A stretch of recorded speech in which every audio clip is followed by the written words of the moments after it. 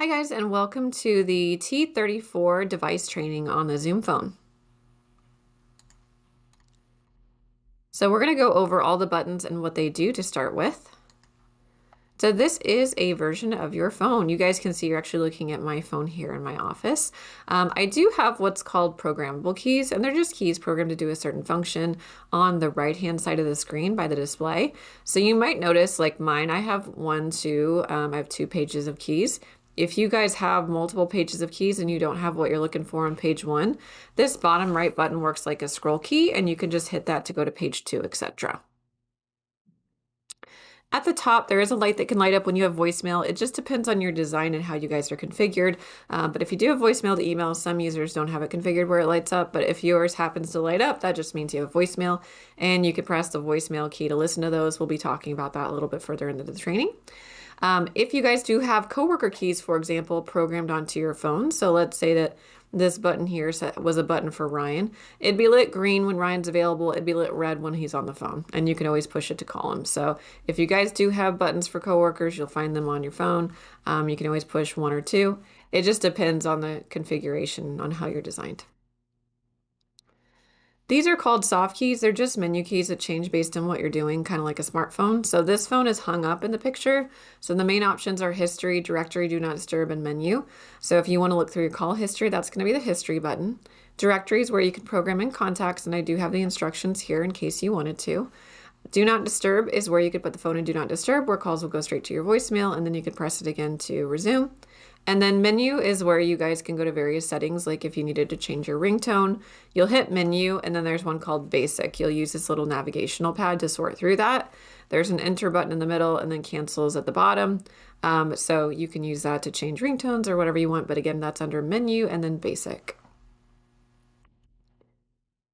The keys down here are going to be fixed keys. That means they won't change. You obviously have a mute key right here. You can push when you want to mute yourself. That would apply whether you're on the handset or headset, whatever you use.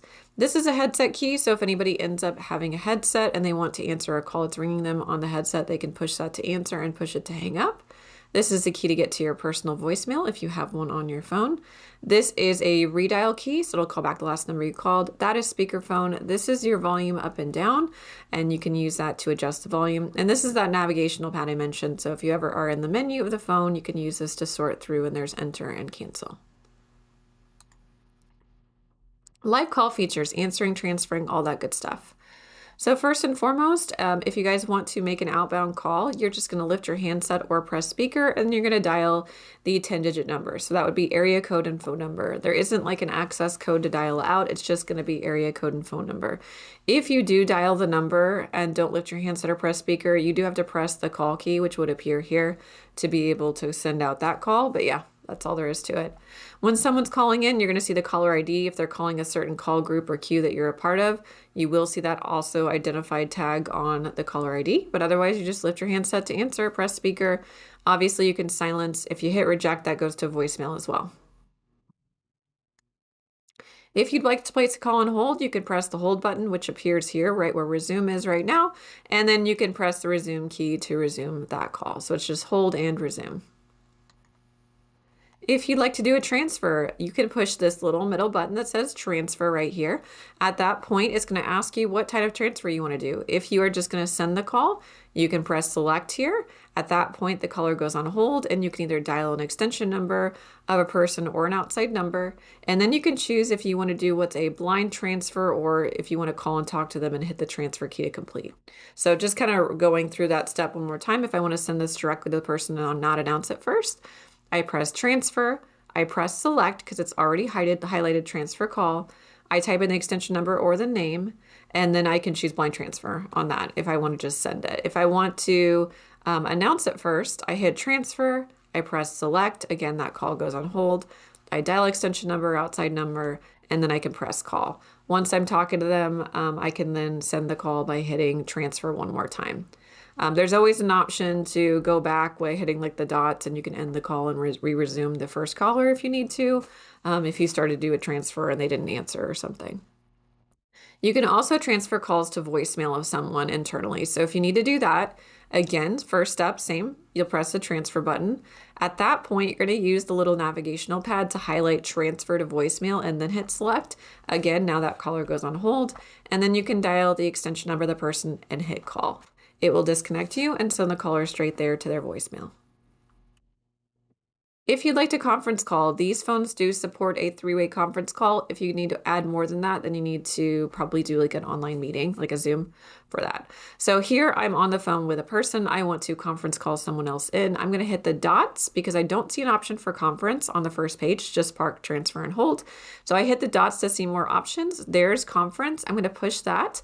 That will then put my first caller on hold and give me dial tone so I can dial the second number. Once I get a hold of that person, I can then repeat the first process, which is just dots and conference, and we're all together. So it's just basically dots conference, phone number, dots conference. And you'll see that it looks like multiple people as opposed to just the one. Voicemail. So just so you guys know, your PIN by default is 123654. So you guys will use that to for your general PIN for all the voicemails you guys check. To access your voicemail, you're to press the message key. It will then say, please enter your PIN followed by pound. So you're going to do that 123654. So again, checking messages. If you have a light lit up, you want to listen to your messages.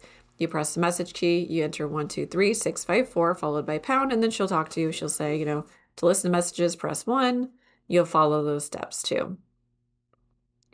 And then if you want to set up your greeting, that's just going to be option 2. When you get into your voicemail, so if I press voicemail, again, it says enter your PIN followed by pound.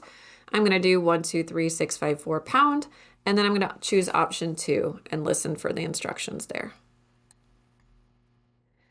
If you guys get a voicemail to email message, that's going to be delivered here. So here is the voicemail message. I'm able to save that recording to my computer if I want. I could forward this email to someone else if it was really for somebody else, this message that was received.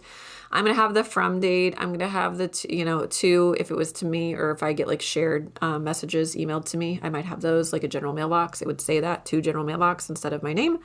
It'll have the transcript as well. So you'll have all of that at a glance for voicemail to email. Thank you guys so much for watching.